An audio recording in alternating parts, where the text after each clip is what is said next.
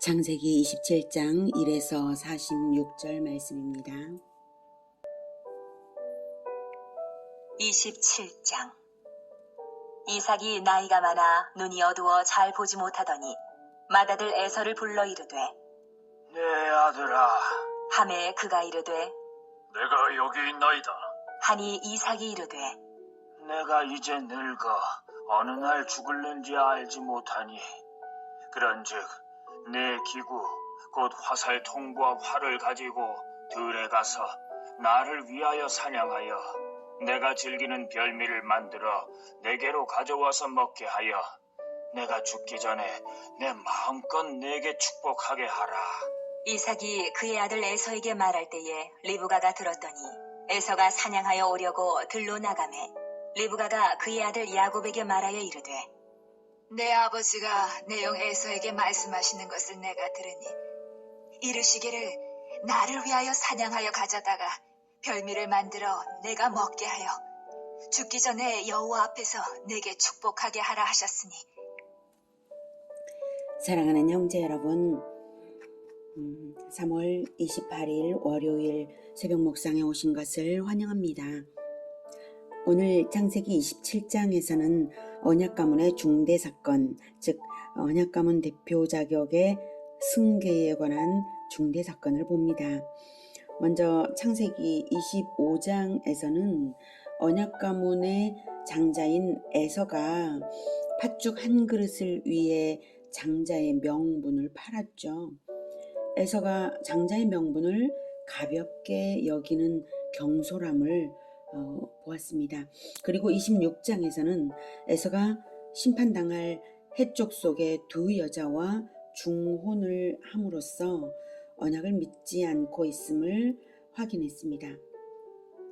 이로써 에서는 언약 가문의 장자권 상속자로서 자격이 없음을 우리는 알 수 있습니다. 장자는 족장이 될 것이고 언약 가문의 족장은 말하자면 왕, 제사장, 선지자입니다. 장자라고 다 장자권 상속을 받는 것이 아니라 언약 가문은 언약을 믿는 기본이 안 되면 장자권을 받을 수 없고 장자권을 줘서도 안 됩니다. 예수를 믿지 않는 자에게 목사 안수를 줘서는 안 되는 것이나 마찬가지죠. 조선에서도 왕자 중에 자격을 점검하는 과정을 거쳐서 세자 책봉을 하지 않습니까? 일의 도리가 그러한데 이삭이 하는 행동을 보세요. 정말 비상식적인 장자권 축복식을 하려고 합니다. 5절에서 리브가가 들었더니는 엿들은 것입니다. 네, 이삭은 첫째로 공명정대하게 치러야 할 언약가문 장자권 축복식을 에서만 따로 불러 치르려 합니다. 이삭은 리브가에게도 야곱에게도 알리지 않았어요. 비상식적이죠. 가정의 연합이 깨뜨려져 있다는 것을 알 수 있습니다. 두 번째로 자기 입맛대로 사냥한 고기로 육신을 먹이고 진행하겠다고 하는데요. 올바른 사리를 말하자면 정결한 가축을 잡아서 하나님께 감사 제사를 드리고 축복한 후에 함께 그 고기로 식사를 해야 하는 것이어야 하지 않겠습니까? 하나님 앞에서 하지 않는 것도 진리대로가 아니고요. 들에서 아무렇게나 살던 맹수를 잔인한 사냥으로 잡아온 그 고기를 먹기 좋아했던 이삭의 입맛도 경건성이 없습니다. 당연히 그런 것으로 하나님께 제사를 드린다는 것도 있을 수 없습니다. 하나님 앞에서 제물은 헌지자를 대신하는 것입니다. 구약시대 피 흘려 드린 모든 제물은 훗날 오실 그리스도를 예표하는 것입니다. 언약 가문은 그리스도를 기다리는 가문이고 그들의 제물은 그리스도를 예표하는 것이며 헌제자를 대표하는 것인데 사냥한 것으로 그런 제물이 될 수는 없죠.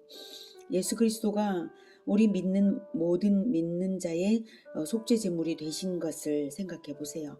그리스도를 예표하는 제물이 얼마나 정결한 짐승으로 올려져야 하겠는지요. 사실은 이미 이삭은 제사도 없이 언약 가문 대표 자리를 넘겨주려는 것입니다. 그런데 이삭의 행동은 언약 가문의 엄중한 장자권 축복에 있어서 진리대로인 것이 하나도 없습니다. 이삭이 많이 변질되었네요. 3절, 4절에 보면 세 번째는 이삭이 매우 자기중심적이라는 것이 나오는데요. 4절에 내가 즐기는 별미를 내게로 가져와서 내가 내 마음껏 아주 자기중심적이죠. 하나님의 영광을 위하는 마음이 아무것도 없고 자기를 위하는 마음밖에 없습니다. 언약 백성의 대표 자격을 물려주는 이 엄중한 일을 앞두고 말입니다. 6절 이하의 내용은 이 가정이 얼마나 연합되지 않은지를 적나라하게 보여주고 있습니다. 8절부터 계속 듣겠습니다. 그런즉 내 아들아, 내 말을 따라 내가 내게 명하는 대로 염소떼에 가서 거기서 좋은 염소 새끼 2마리를 내게로 가져오면 내가 그것으로 내 아버지를 위하여 그가 즐기시는 별미를 만들리니 내가 그것을 내 아버지께 가져다 드려서 그가 죽기 전에 내게 축복하기 위하여 잡수시게 하라.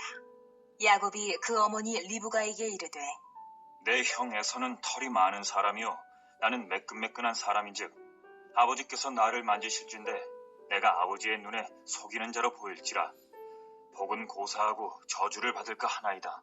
어머니가 그에게 이르되 내 아들아, 너의 저주는 내게로 돌리리니 내 말만 따르고 가서 가져오라. 그가 가서 끌어다가 어머니에게로 가져왔더니 그의 어머니가 그의 아버지가 즐기시는 별미를 만들었더라. 리브가가 집안 자기에게 있는 그의 맏아들 에서의 좋은 의복을 가져다가 그의 작은 아들 야곱에게 입히고 또 염소 새끼의 가죽을 그의 손과 목에 매끈매끈한 곳에 입히고 자기가 만든 별미와 떡을 자기 아들 야곱의 손에 주니 야곱이 아버지에게 나아가서 내 아버지여 하고 부르니 이르되 내가 여기 있노라. 내 아들아 내가 누구냐. 야곱이 아버지에게 대답하되 나는 아버지의 맏아들 에서로소이다. 아버지께서 내게 명하신 대로 내가 하였사오니 원하건대 일어나 앉아서 내가 사냥한 고기를 잡수시고 아버지 마음껏 내게 축복하소서. 어머니가 아들과 작당하여서 아버지를 속이고 있습니다. 경쟁과 탐심이 동기가 되는 것이 분명합니다. 탐심의 동기가 없다면 남편 이삭에게 하나님의 도리를 말로 하면 될 것이고 안 받아들일지라도 하나님께 맡겨드리면 되지 않습니까? 탐심의 동기가 없다면 기회를 포착하려고 애쓸 이유가 없고 인본주의적 방법을 동원해야 할 이유가 없는 것이죠. 언약 가문의 장자권을 안 믿는 자에게 가게 하면 안 된다는 명분이 있다고 생각할지 모르겠는데요. 이미 에서에 대한 언약 교육에 실패한 부모로서 그 명분만을 따랐다고 말할 당당함이 없습니다. 그리고 설령 그 명분 때문이라 할지라도 인본주의적 방법이 동원되는 것은 믿음이 부족함을 증명하는 것일 뿐입니다. 하나님은 각 사람의 마음을 다 보고 계시므로 일이 어떻게 되는지를 알고 계십니다. 하나님은 언약의 주인이시므로 언약에 합당한 자가 장자권을 받도록 섭리하실 텐데도 리브가는 야곱과 함께 거짓된 인간적 방법을 동원했습니다. 그리고 그 방법대로 축복을 받는 데에는 성공을 합니다. 20절부터 이삭이 그의 아들에게 이르되 내 아들아 내가 어떻게 이같이 속히 잡았느냐. 그가 이르되 아버지의 하나님 여호와께서 나로 순조롭게 만나게 하셨음이니이다. 이삭이 야곱에게 이르되 내 아들아 가까이 오라. 내가 과연 내 아들 에서인지 아닌지 내가 너를 만져보려 하노라. 야곱이 그 아버지 이삭에게 가까이 가니 이삭이 만지며 이르되 음성은 야곱의 음성이나 손은 에서의 손이로다. 하며 그의 손이 형 에서의 손과 같이 털이 있으므로 분별하지 못하고 축복하였더라. 이삭이 이르되 네가 참 내 아들 에서냐. 그가 대답하되 그러하니이다. 이삭이 이르되 내게로 가져오라. 내 아들이 사냥한 고기를 먹고 내 마음껏 내게 축복하리라. 야곱이 그에게로 가져가매 그가 먹고 또 포도주를 가져가매 그가 마시고 그의 아버지 이삭이 그에게 이르되 내 아들아, 가까이 와서 내게 입맞추라. 그가 가까이 가서 그에게 입맞추니 아버지가 그의 옷에 향취를 맡고 그에게 축복하여 이르되 내 아들의 향취는 여호와께서 복 주신 밭의 향취로다. 하나님은 하늘의 이슬과 땅의 기름짐이며 풍성한 곡식과 포도주를 내게 주시기를 원하노라. 만민이 너를 섬기고 열국이 내게 굴복하리니 내가 형제들의 주가 되고 내 어머니의 아들들이 내게 굴복하며 너를 저주하는 자는 저주를 받고 너를 축복하는 자는 복을 받기를 원하노라. 방법이 어떻든 축복을 받는 데에만 성공했으면 된 것인가요? 하나님은 행한 대로 갚으시는 분이시고 은혜를 베풀 자에게 은혜를 베풀고 벌 받을 자에게는 보응의 날에 보응을 주시는 분이십니다. 하나님은 은혜로 영원한 구원을 베푸시지만 징계도 하시는 분이십니다. 하나님의 은혜를 얻었다고 해서 방법적인 거짓을 다 눈 감아 주실 것이라고 생각하면 오해입니다. 그 징계가 어떻게 리브가와 야곱에게 나타났는지는 다음에 보게 될 것입니다. 어쨌든 축복을 받는 일에는 성공은 했는데요. 그렇게 받은 축복은 효력이 있을까요? 예, 효력이 있습니다. 30절부터. 이삭이 야곱에게 축복하기를 마치매 야곱이 그의 아버지 이삭 앞에서 나가자 곧 그의 형 에서가 사냥하여 돌아온지라. 그가 별미를 만들어 아버지에게로 가지고 가서 이르되 아버지여, 일어나서 아들이 사냥한 고기를 잡수시고 마음껏 내게 축복하소서. 그의 아버지 이삭이 그에게 이르되 너는 누구냐? 그가 대답하되 난 아버지의 아들, 곧 아버지의 맏아들 에서로소이다. 이삭이 심히 크게 떨며 이르되 그러면 사냥한 고기를 내게 가져온 자가 누구냐? 네가 오기 전에 내가 다 먹고 그를 위하여 축복하였은즉 그가 반드시 복을 받을 것이니라. 네, 그를 위하여 축복하였은즉 그가 반드시 복을 받을 것이니라.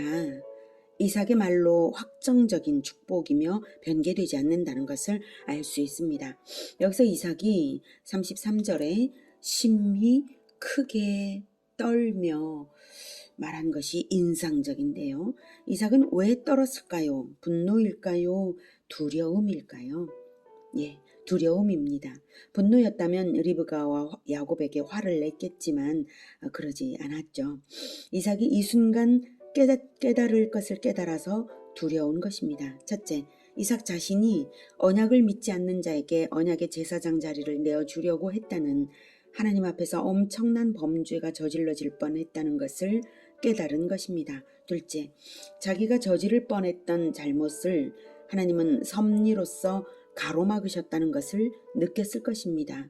자기는 리브가에게 알리지 않았지만 리브가가 마침 우연히 듣게 되었다는 것과 속임수가 있었다고는 해도 아버지로서 야곱을 에서로 오인했다는 사실과 야곱이 축복을 받는 동안 아무에게도 방해받지 않았다는 것들이 다 그것입니다.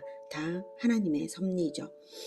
자기가 사랑하는 세 번째로는 자기가 사랑하는 아들 에서에 대하여 자신이 일생 올바르게 언약교육으로 인도하지 못했다는 사실이 마침내 이렇게 저주스러운 결과로 나타날 것을 알고 두려웠을 것입니다.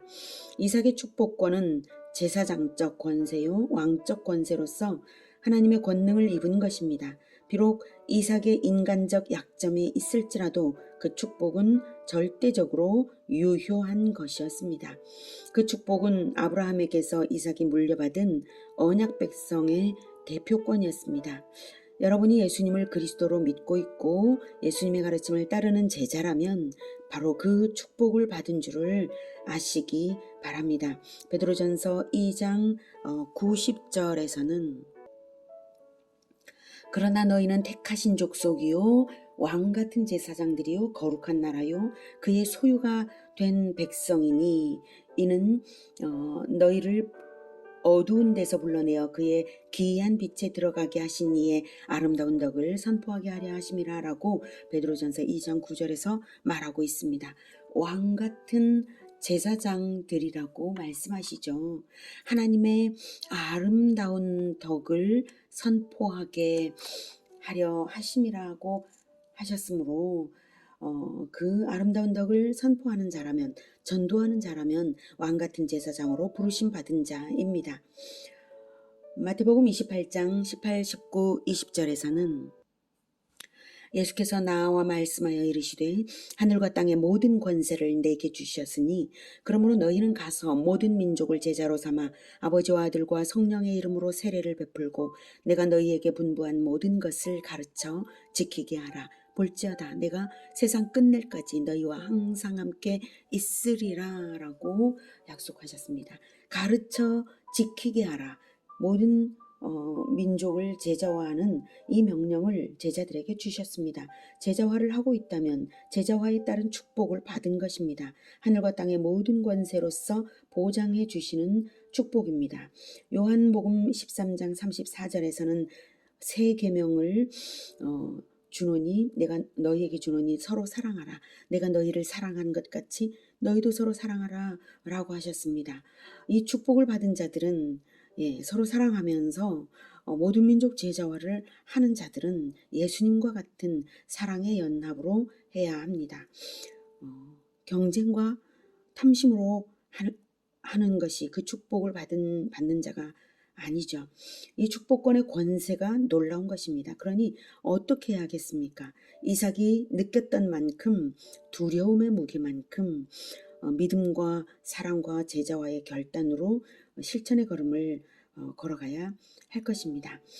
예수님께서 결혼이 아니라 혈통이 아니라 오직 가르침으로써 12 제자를 통해 모든 민족 제자화로 길을 열어 놓으시고 아무든지 누구든지 자기를 부인하고 자기 십자가를 지고 주님을 따르는 자를 부르셨으므로 언약 공동체들은 만국이 되고 천국은 만국의 영광을 가지고 만왕들이 들어가는 나라입니다.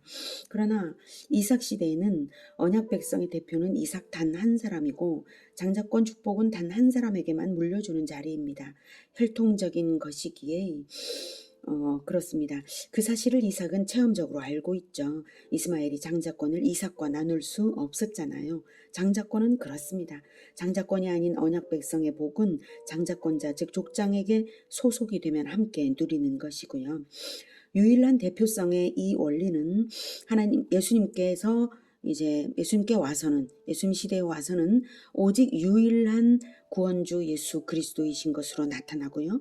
모든 그리스도인들은 예수님을 왕으로 따르는 소속자들로서 복을 함께 누립니다.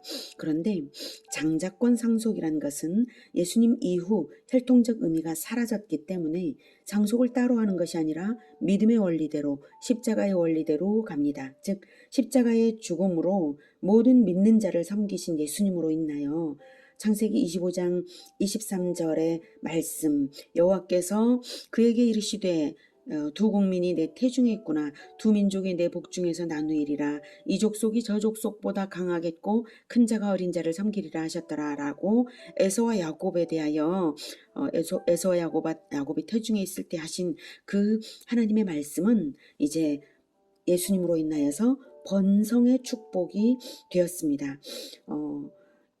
이 창세기 25장 23절의 말씀을 혈통적 의미로 받을 때는 받는 자의 마음에 따라 경쟁의 동기로 받게 될 수도 있고 섬김의 동기로 받게 될 수도 있는 말씀이죠. 그런데 예수님 이후에는 혈통적 의미가 사라졌기 때문에 장자권은 부르심을 받아들이는 모든 자에게 무한대로 상속되고 탐심의 동기가 들어갈 여지가 없습니다. 섬기는 자가 장자이며 자기를 낮추는 자가 주 안에서 강한 자가 되며 모든 믿는 자는 복음화 제자화로서 영적인 잉태와 출산을 하되 여러 민족을 출산할 수 있는 것입니다. 그래서 하나님께서 말씀하신 이 족속이 저 족속보다 강하겠고 큰 자가 어린 자를 섬기리라는 것은 더 섬기는 자가 큰 자가 되는 것이고 더 섬기는 자가 더 강한 자가 된다는 뜻이죠. 마태복음 28장 18, 19, 20절의 말씀대로 모든 민족을 제자로 삼아 아버지와 아들과 성령의 이름으로 세례를 베푸는 것이 모든 민족을 영적으로 출산하는 것입니다. 모든 믿는 자가 아브라함처럼 믿음의 조상이 될 수 있을 뿐만 아니라 여러 민족에게 선교사를 파송하여 여러 민족의 아버지가 될 수 있습니다. 하나님의 부르심을 믿음으로 받는다면 그렇습니다.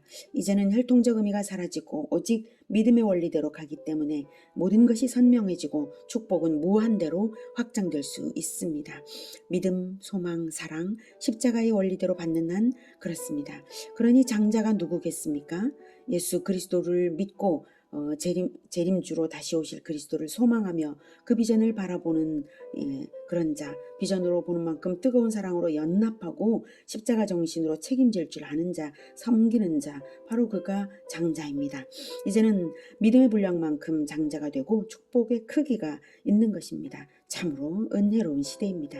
그런데 구약 시대에는 이런 진리가 가려져 있어서 온전히 깨닫지를 못했고 또 믿음이 없었던 에서로서는 결코 알 수 없었던 것이죠. 34절부터 에서가 그의 아버지의 말을 듣고 소리내어 울며 아버지에게 이르되 내 아버지여, 내게 축복하소서. 내게도 그리하소서. 이삭이 이르되 내 아우가 와서 속여 내 복을 빼앗았도다. 에서가 이르되 그의 이름을 야곱이라 함이 합당하지 아니하니까. 그가 나를 속임이 이것이 두 번째니이다. 전에는 나의 장자의 명분을 빼앗고 이제는 내 복을 빼앗았나이다. 또 이르되 아버지께서 나를 위하여 빌 복을 남기지 아니하셨나이까. 이삭이 에서에게 대답하여 이르되 내가 그를 너의 주로 세우고 그의 모든 형제를 내가 그에게 종으로 주었으며 곡식과 포도주를 그에게 주었으니 내 아들아, 내가 네게 무엇을 할 수 있으랴. 에서가 아버지에게 이르되 내 아버지여, 아버지가 빌 복이 이 하나뿐이리까. 내 아버지여, 내게 축복하소서. 내게도 그리하소서. 하고 소리를 높여 우니 그 아버지 이삭이 그에게 대답하여 이르되 내 주소는 땅의 기름짐에서 멀고 내리는 하늘 이슬에서 멀 것이며 너는 칼을 믿고 생활하겠고 내 아우를 섬길 것이며 내가 매임을 벗을 때에는 그 멍에를 내 목에서 떨쳐버리리라 하였더라. 전에는 나의 장자의 명분을 빼앗고 이제는 내 복을 빼앗았나이다 라고 야곱을 원망하지만 실상은 에서가 장자권을 야곱에게 팔았죠. 팥죽에 팥죽 한 그릇의 대가를 엄연히 받았잖아요. 언약 가문에 장자권을 팥죽에 팔아먹었던 것은 그가 언약을 믿지 않았고 장자권을 가볍게 여길 정도로 경솔한 인간성이어서 그랬습니다. 자업자득이죠. 그렇다고 해서 야곱의 행위가 정당하다는 것은 아닙니다만 적어도 언약을 믿었다는 점과 장자권의 가치를 알고 있었다는 점에서 야곱은 장자권을 받을 만한 근거를 가지고 있었던 것입니다. 에서는 언약을 믿지 않으므로 영적으로 무지하고 어둡다는 것이 그의 언행에서 계속해서 드러나고 있습니다. 언약적 대표의 유일성을 모르니까 아버지께서 나를 위하여 빌복을 남기지 아니하였냐고 그리고 아버지가 빌복이 이 하나뿐이리까 라고 하지만 에서의 영적 어둠은 이제 이 빌복이 오직 유일한 것을 언약 백성의 대표성을 모르니까 이런 말을 하는 것이고요. 에서의 영적 어둠은 난폭한 인간성에도 나타나 있습니다. 41절 그의 아버지가 야곱에게 축복한 그 축복으로 말미암아 에서가 야곱을 미워하여 심중에 이르기를 아버지를 곡할 때가 가까웠은즉 내가 내 아우 야곱을 죽이리라 하였더니 네, 직업도 사냥꾼이고 성격도 잔인하고 부모에 대한 도리를 모르고요. 형제를 미워하는 에서의 이 말이 얼마나 무섭습니까? 그는 애초에 언약 가문의 장자 자격이 없는 사람인 것을 여지없이 드러내고 있습니다. 이 말을 전해들은 리브가는 야곱을 살리기 위해서 하란의 오빠 라반에게 보내기로 하죠. 42절 맏아들 에서의 이 말이 리브가에게 들림에 이에 사람을 보내어 작은 아들 야곱을 불러 그에게 이르되 내 형 에서가 너를 죽여 그 한을 풀려 하니 내 아들아 내 말을 따라 일어나 하란으로 가서 내 오라버니 라반에게로 피신하여 내 형의 노가 풀리기까지 몇 날 동안 그와 함께 거주하라. 내 형의 분노가 풀려 내가 자기에게 행한 것을 잊어버리거든 내가 곧 사람을 보내어 너를 거기서 불러오리라. 어찌 하루에 너희 둘을 이루랴. 리브가가 이삭에게 이르되 내가 햇사람의 딸들로 말미암아 내 삶이 싫어졌거늘 야곱이 만일 이 땅의 딸들 곧 그들과 같은 햇사람의 딸들 중에서 아내를 맞이하면 내 삶이 내게 무슨 재미가 있으리이까. 리브가 생각에는 며칠이나 몇 달이나 어느 정도 기간만 거류하다가 돌아오게 할 수 있을 것으로 생각했습니다. 하지만 이렇게 보낸 사랑하는 아들 야곱을 리브가는 이때 마지막으로 본 것이고 그 후 만나지 못했습니다. 이것 역시 리브가로서는 모략으로 인한 자업자득이라고 볼 수 있죠. 야곱이 라반에게 가서 20년을 살면서 겪은 일은 또 다른 속임수에 속아서 당하는 고난의 세월이었기에 야곱에게도 자업자득의 징계의 세월이었습니다. 46절은 리브가의 신앙과 야곱의 결혼을 위한 하나님의 섭리를 예측하게 합니다. 햇사람의 딸들은 에서의 아내들이고요. 리브가는 심판당할 가나안 족속과의 결혼이 애초에 잘못된 결혼이었음을 알고 있고 이것을 고통스럽게 생각하고 있었던 것이죠. 그래서 불신 결혼을 시켜서는 안 된다는 결단을 보이면서 야곱을 가나안 밖으로 보낼 요량인 것이죠. 이 땅의 딸들 곧 그들과 같은 햇사람의 딸들 중에서 아내를 맞이하면 이런 표현에서 신앙적인 관점이 엿보입니다. 리브가가 에서의 아내들을 싫어한 이유는 그것입니다. 언약 가문으로서 신앙적인 이유였던 것이죠.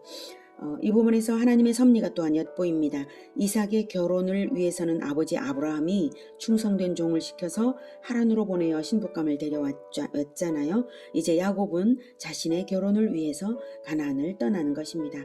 믿음을 가진 그리스도의 결혼은 반드시 믿음대로 되어야 합니다. 결혼은 일종의 언약이기 때문입니다. 그리스도인끼리 결혼을 해야 마땅하고요. 만약 안 믿는 사람과 교제하는 중이라면 최우선적으로 그를 전도하여야 할 것입니다. 그것이 진정으로 그를 사랑하는 것이 될 것입니다.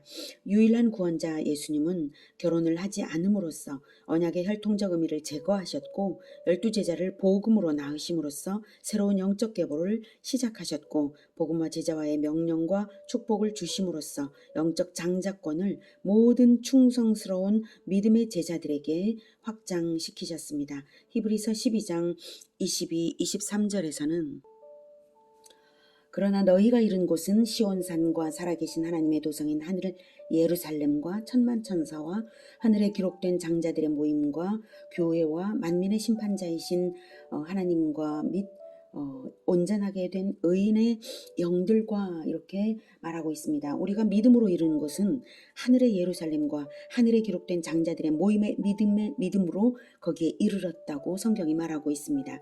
모든 믿는 자들이 하늘 예루살렘이라면 아버지와 아들과 성령의 이름으로 모든 민족을 제자 삼고 세례를 베푸는 자들이 바로 하늘에 기록된 장자들의 모임입니다.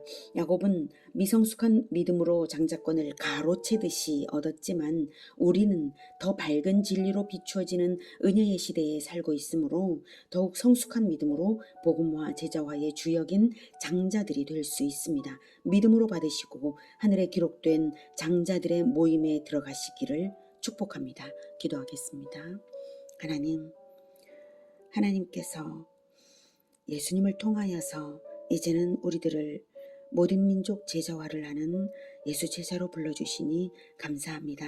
진정으로 우리에게 장자권의 자리를 허락하여 주시는 것을 감사합니다. 우리가 믿음으로 받고 십자가를 기꺼이 지면서 모든 민족 제자화로 나아가겠습니다. 주님, 우리와 함께하여 주시고 끝까지 도와주시옵소서. 예수님의 이름으로 기도드립니다. 아멘. 이어지는 시간은 개인 기도 시간입니다.